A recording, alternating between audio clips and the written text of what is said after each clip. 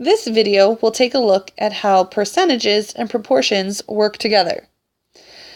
The important thing about this video is to pay attention to this idea.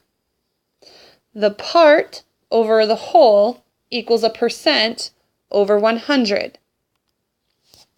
Let's take a look at what that means in relation to an example. Looking at A, what number is 40% of 90? If I start with what number, that what is my variable. What number? I don't know. Is a good indication of my equal sign. 40%, 40 over 100, because percents are always written over 100, of 90. Going back over that, what number, x, equals or is 40% of 90. Part over the whole, percent over 100. From here, we can cross multiply. 90 times 40 equals 100 times x, or 100x. Then we know that that would be 3,600 or 3,600, still equaling 100x. We would divide both sides by x. Divide both sides by 100 to get x alone, leaving us with 36 equals x. In other words, 36 is the part of 90. It is 40% of 90. Let's take a look at another one. 20 is what percent of 160?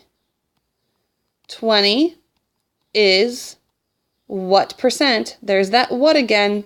When we see the word what, that's our indication for the variable.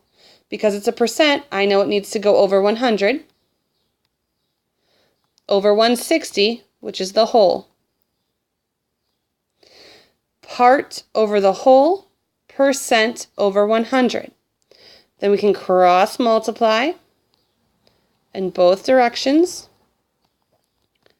20, hold on. One more time. 20 times 100 equals 160 times x. That leaves us with 2,000 equals 160x. We can divide both sides by 160 to get x alone. 160 divided by 160 is 1, so they can cancel out. Let me get a little bit more space here. Hold on one moment. There we go. That should do it.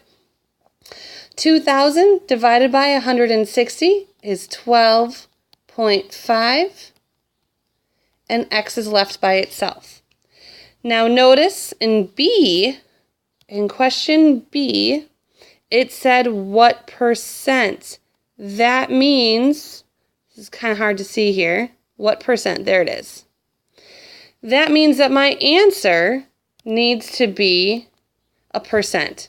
12.5%. Now, why wasn't letter A a percent? Because the question said what number is 40%.